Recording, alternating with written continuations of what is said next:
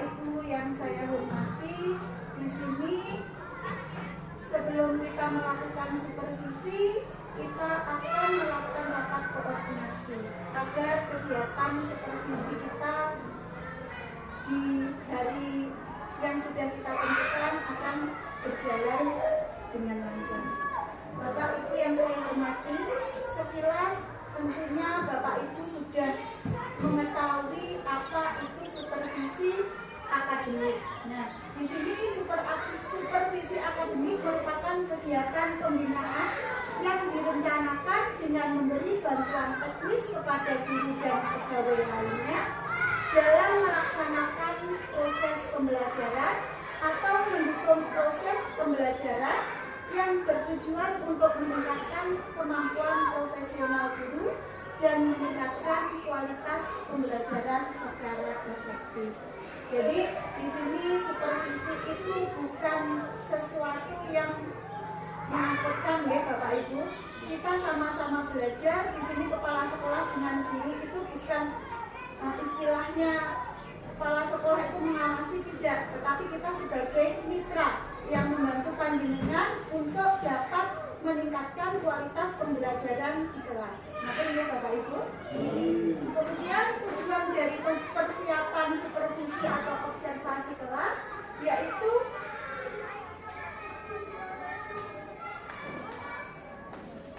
tujuan yang paling utama yaitu tadi meningkatkan kualitas pembelajaran. Nah, di sini tujuan persiapan, kita melakukan persiapan ini tujuannya apa? Nah, persiapan itu bisa kita mulai dari praobservasi. Nah, tujuannya yaitu memastikan bahwa guru dan pengamat di situ supervisor, kepala sekolah memiliki pemahaman yang seragam mengenai tujuan observasi. Selain itu, tahap ini bertujuan untuk mempersiapkan guru secara psikologis dan fisik agar mereka dapat menghadapi proses observasi dengan keyakinan dan kesiapan yang optimal. Berikutnya di situ tujuan supervisi kelas yang pertama agar memahami proses pembelajaran. Dalam proses pengamatan nanti kita akan mengamati bagaimana guru menyampaikan materi dan bagaimana siswa terlibat dalam kegiatan pembelajaran. Jadi diharapkan nanti dalam proses observasi pembelajaran itu selain guru yang menyiapkan anak-anak dan pembelajaran yang berkualitas, siswa juga diharapkan dapat terlibat aktif dalam pembelajaran. Yang kedua, mengidentifikasi potensi, yaitu mendeteksi kekuatan dan kelemahan dalam praktek pembelajaran untuk pengembangan lebih lanjut. Jadi di situ nanti bukan kita mencari kesalahan, tidak, tetapi kita mencari kekuatan dan kelemahannya di mana di situ nanti untuk kita sebagai acuan untuk berefleksi menjadi lebih baik lagi seperti itu.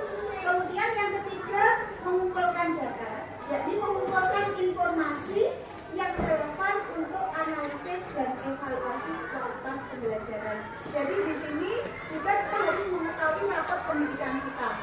Nah, dari rapot itu nanti kita mengetahui kelemahan dan kekuatan kualitas pembelajaran di lembaga kita. Jadi dari situ nanti kita dapat meningkatkan lagi dari data-data supervisi itu, meningkatkan lagi hal-hal apa yang perlu kita perbaiki sehingga dapat meningkatkan rapot pendidikan kita. Tentunya Bapak Ibu sampun meresami ya, sudah melihat rapot pendidikan kita. Alhamdulillah kemarin ada kenaikan, tetapi ada penurunan sedikit di numerasi literasi, ya masih di literasi. Jadi itu nanti yang perlu kita tingkatkan dalam proses pembelajaran seperti apa dan metode yang kita gunakan serta strateginya bagaimana agar literasi di rapot pendidikan kita bisa naik. Berikutnya, Bapak Ibu perlu diketahui dalam supervisi akademik itu ada 3 tahapan. Yang pertama praobservasi, di situ kita lakukan sebelum kita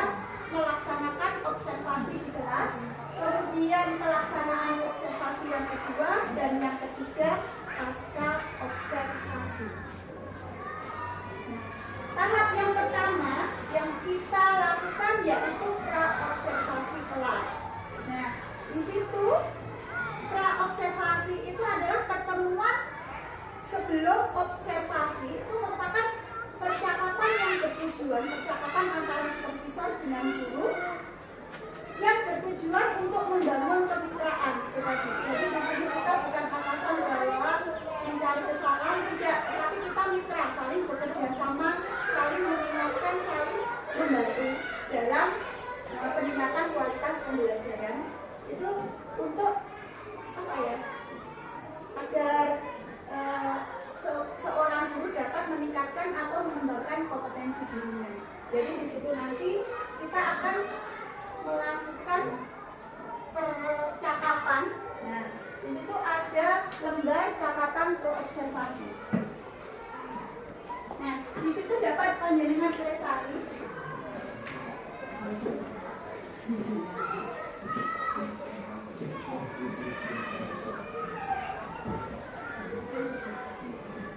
Jadi tahapan pra-observasi itu dilakukan sebelum kita melaksanakan supervisi di kelas, observasi di kelas. Di situ nanti panjenengan menuliskan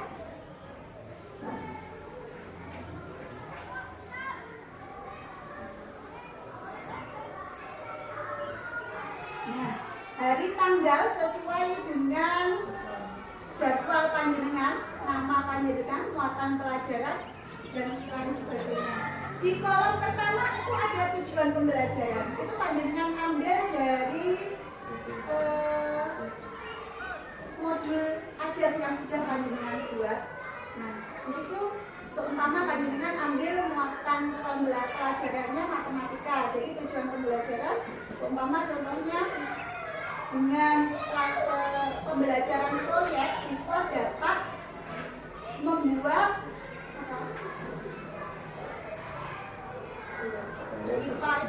ya, matematika bisa membuat bangun ruang seperti itu.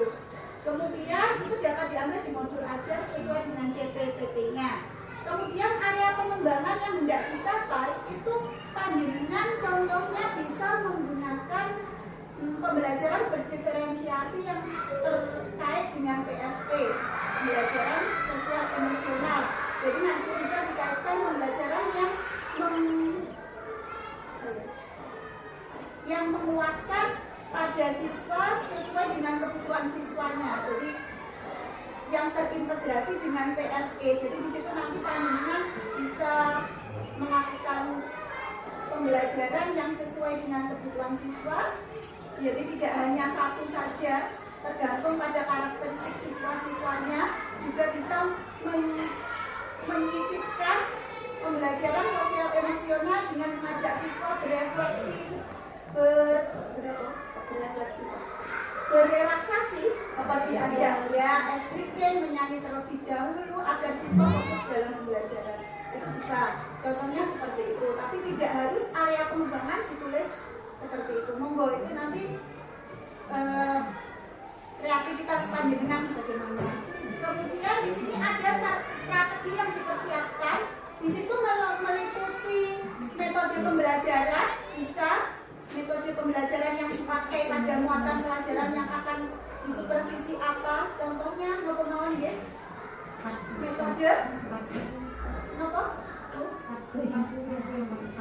Ya, bisa menggunakan permainan, metode bermain peran, saged permainan, bisa mengenali Pak Rudi?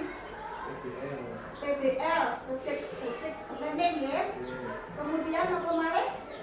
Kita bisa melakukan metode lesson umum atau ceramah. Ya, tapi sebaiknya ya memang kita ceramahnya belum masuk ke anak, tetapi kita seharusnya memasukkan sedikit demi sedikit mungkin yang berkaitan dengan IT itu dimasukkan, contohnya menggunakan laptop, proyektor, agar ya yang kemarin sudah ya itu bisa dimasukkan di situ. Kemudian panjenengan juga bisa menggunakan pisau berkelompok sesuai dengan kemampuan anak masing-masing. Dalam strategi itu yang perlu dipersiapkan selain media. Media apa yang panjenengan gunakan. Nah, itu nanti kita koordinasikan dengan supervisor terlebih dahulu sebelum melakukan supervisi atau observasi. Jadi kita sebagai mitra, kita bisa saling melengkapi apa yang kurang dari yang telah panjenengan persiapkan.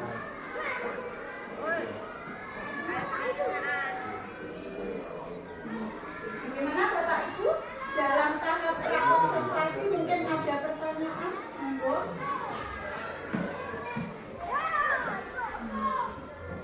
Yes, Pak Budi. Berarti nanti sebelum observasi kita melakukan waktu kemudian di bisa kita konsultasi lagi. Kita koordinasi dulu nanti apa-apa yang sudah panjenengan persiapkan, nanti ada yang kurang, mungkin ada. Nah, jadi kita saling melengkapi. Berikutnya lembar yang kedua, ini tadi lembar observasi. Nah, pelaksanaan observasi kelas.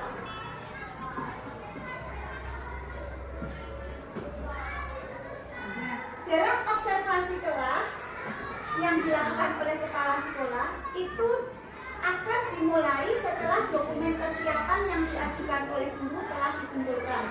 Nah, tadi dokumennya yang sudah panjenengan serah di lembar pra-observasi beserta modul ajarnya. Itu dikumpulkan, baru kita melaksanakan observasi kelas. Pada tahap ini, kepala sekolah memberikan penilaian berupa catatan atau rekomendasi berdasarkan hasil observasi yang telah dilakukan. Pelaksanaannya ini dilakukan oleh kepala sekolah mengacu pada instrumen observasi yang dilengkapi dengan skala penilaian yang jelas dan objektif untuk membantu kepala sekolah dalam menilai kinerja. Di sini akan saya bagikan instrumennya. Ini nanti dapat panjenengan isi pada waktu pelaksanaan observasi.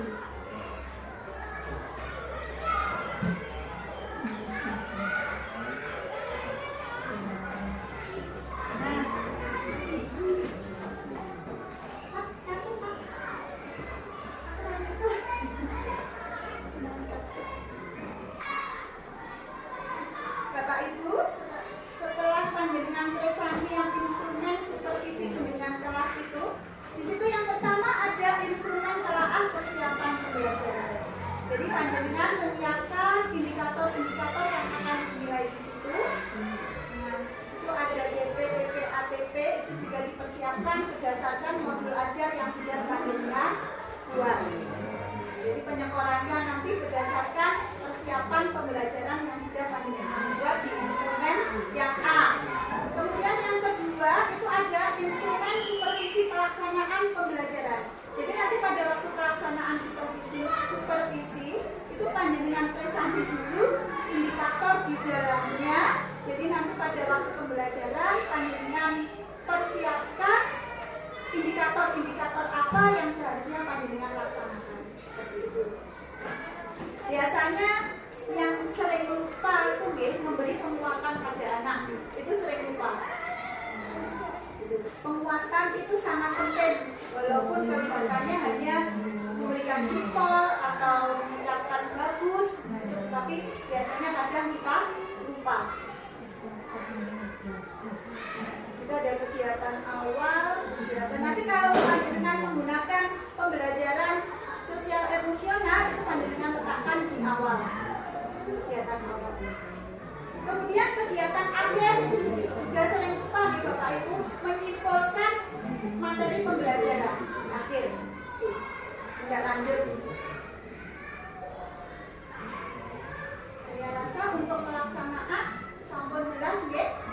Dan ada pertanyaan? Nggih, monggo Pak. Untuk pelaksanaan observasi di kelas itu pun administrasi yang kita siapkan untuk mobilisasi. Ya, di situ kalau seharusnya ya semua. Kan ada lembaga. Ya biasanya ada KKTP itu kalau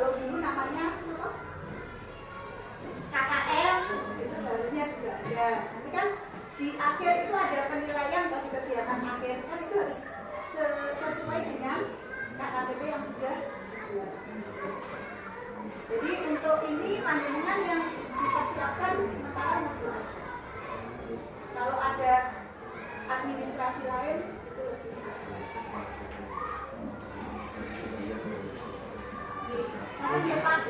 Oke, ada tambahan lainnya?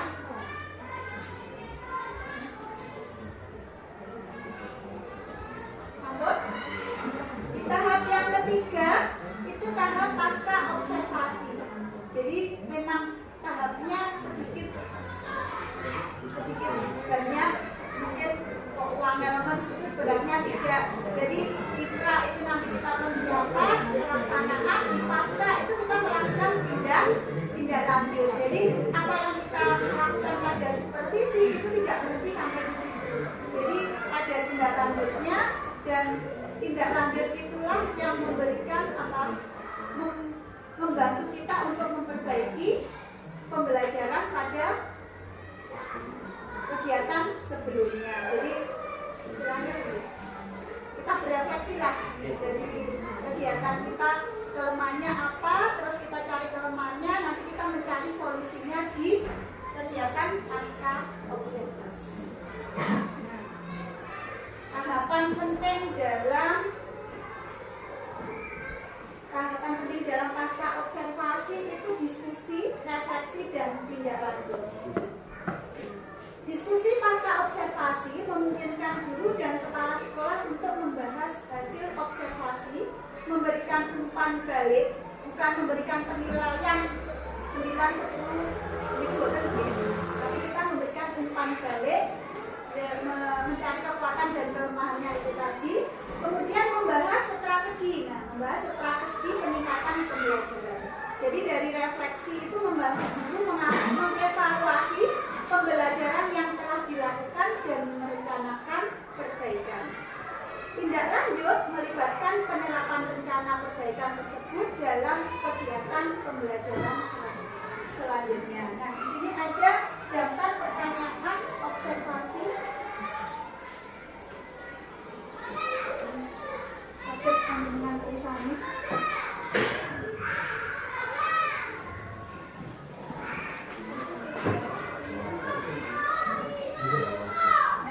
Jadi di sini ada daftar pertanyaan untuk tindak lanjut kita.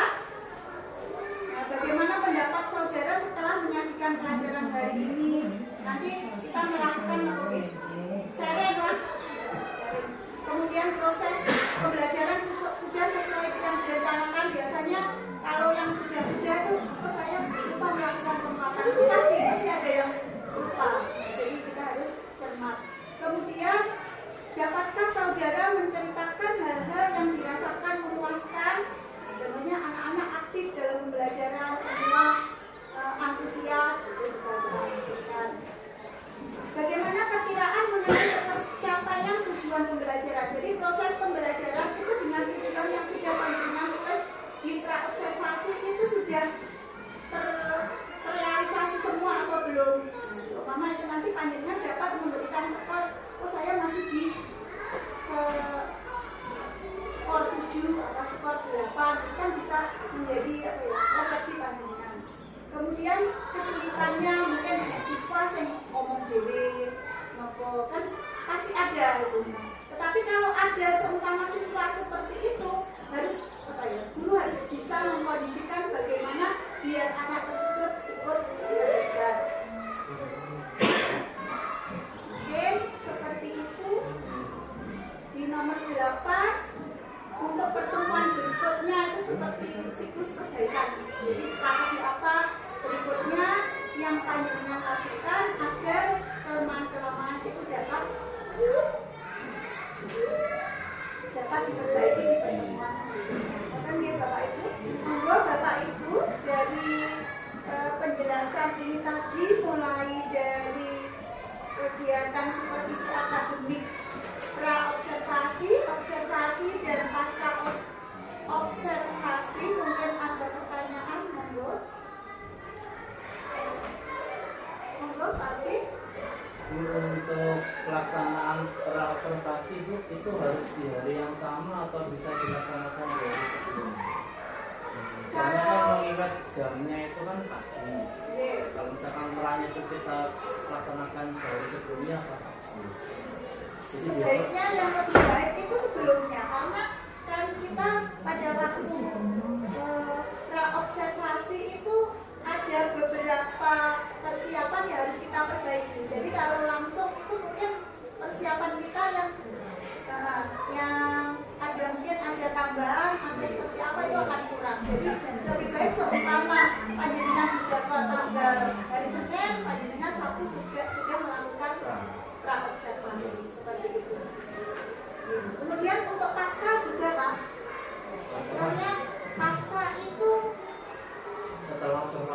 observasi langsung bisa, kemudian berikutnya juga bisa. Tapi kalau bisa setelahnya mohon, jadi apa kesulitan kita, mungkin apa tantangan kita, kita masih ingat. Kalau besok-besok kan mungkin nanti lupa. Akan batu. Ribut? Sambut? Mungkin ada yang lainnya?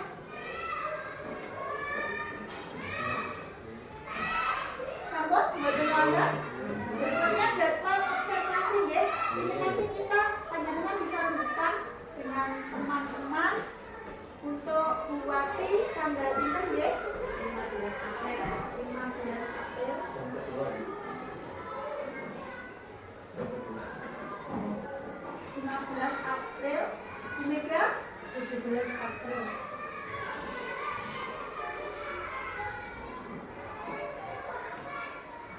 Pak Andi 14 April. 14 April. Pak Haji 15 April. 15 April ini kelas 1 pagi, kelas ini jam kedua Jam pertama. Bu. dan jam pertama. Demikian 14 April. nanti untuk muatan pelajarannya bisa panjenengan serat di rak observasi. Bu Sriati tanggal 17 hari Kamis. Bu Tias 16 April. Alhamdulillah sudah kita sepakati ya Bapak Ibu. Itu jadwalnya.